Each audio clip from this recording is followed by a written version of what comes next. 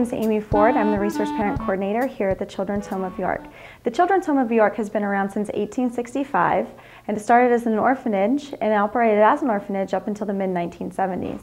After the mid-1970s, it blossomed into our permanency program, which I want to talk to you about today. Children come to us for a multitude of reasons in regards to child abuse and neglect and through the child welfare system.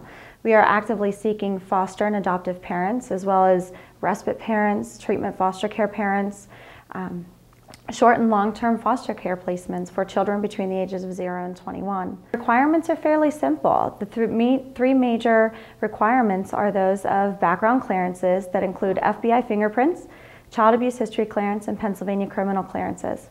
You may go to our website at www.thechildrenshomeofyork.org to find out the rest of the requirements, as well as a list of our information sessions and our pre-service training dates that you are available. If you're available and open and willing to come in and listen to a little bit more information, we'd greatly appreciate that, and we look forward to meeting you.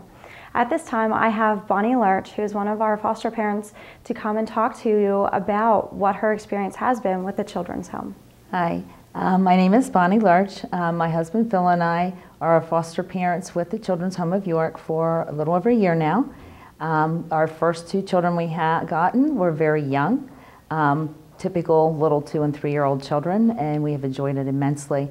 The way we came into foster care was it's something I had always wanted to do, but didn't feel I had the time to dedicate with working full-time outside of the home. But I am not working outside the home any longer, so we felt this was the perfect time to do this and open up. We have since gotten a third child, which is a sibling, and he was quite a challenge at first, but with the dedication and the want to help him get acclimated back into the siblings and the family, things are going actually very well. So it's been a very good experience for us.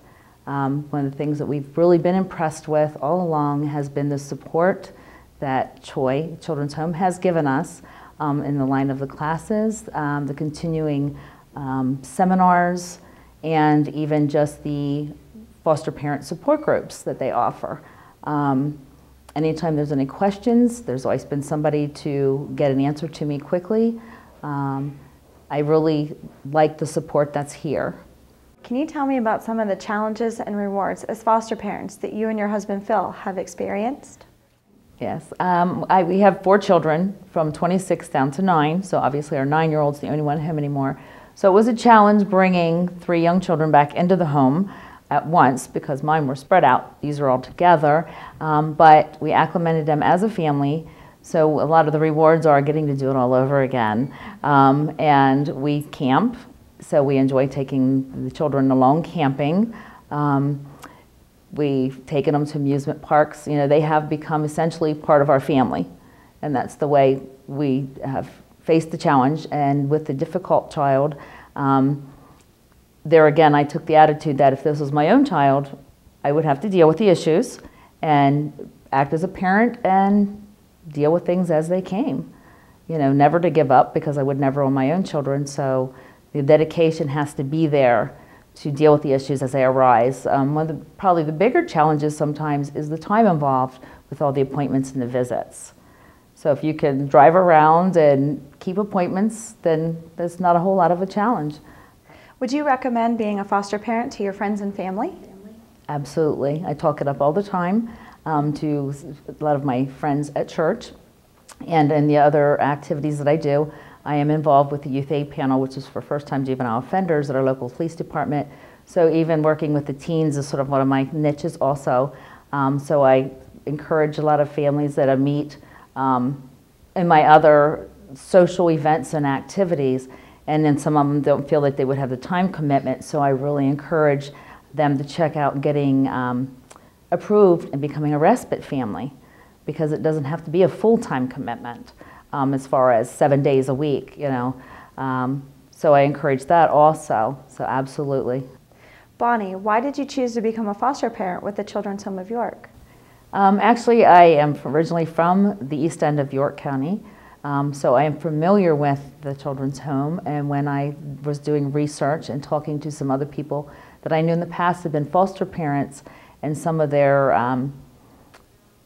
the issues that they didn't feel were satisfactory to them with other agencies and stuff, through checking through Troy on their website and asking, I found a lot of the support was there that other agencies seem to lack. They have a lot of therapeutic, family-oriented activities that you get invited to and join in on, and we've always enjoyed those. And it's also a very good resource to talk to other foster parents at the same time. What are some of our therapeutic events that you have enjoyed?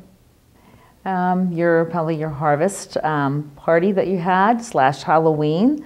That was a great event. A lot of the activities, crafts that you did for the kids. They got to dress up, so we came here and you had a very large crowd that day. They really enjoyed that.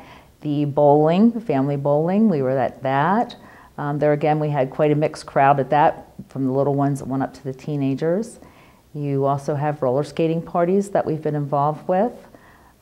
So it's sort of pretty much at least once a month that we have an activity that we interact. And it's also a good opportunity sometimes for the siblings, because there are not always, the children aren't always placed all in one home. So it also gives them a chance to interact with each other without just being a parent visit too. So there's a lot of interaction with their other siblings that they also have. So we've enjoyed those. Bonnie, can you tell our viewers how the caseworkers have supported you through this process? Just if you have a question or you feel like you're not following through on something that you should, or you have a question on what the children are telling you when they come back from a visit, something like that. Sometimes you can talk it out with the case manager, and they'll let you get a better feel on if you had a good gut feeling or if it's just something the kids were saying, as far as that goes. The support for helping if there would be a conflict with an appointment time that I have to be in 2 places at once. They've already helped transport, and then when they have their visits, there's been transportation there for them also to be transported where they need to go, and the driver and transportation has always been worked out very nicely. Just happens that the ones that I have 2 case managers involved because I have 3 of them, so I have a lot of interaction, and it just really keeps me on top of what's going on, and they're always on top of what is going on with me. And we are both all big on email also. So there's a lot of times if they're out of the office, if it's not a pressing issue, I'll email them and they'll get back to me as soon as they get it. Bonnie, you and your husband Phil came to us as a foster to adopt family. Can you tell us why you went this route? Well, our real intention was just to do the fostering, but we figured we'd go all the way. I guess he knows me somewhat too, that we felt that if there was a child that came into our home and was with us long term and then would become available for adoption, that really became an intricate part of our family, that we wouldn't be able to let them go, that we would know when the time was right, that if that child was meant to be for us and part of our family, so then we knew that that would be an option, and a good option, because with all the fee-free state level help and stuff for the adoption, it would be a viable option for us as opposed to going outside and looking to adopt. Bonnie, I'd like to thank you very much for being with us today and talking to our viewers and telling them about your experiences with being a foster and adoptive parent with the Children's Home of York.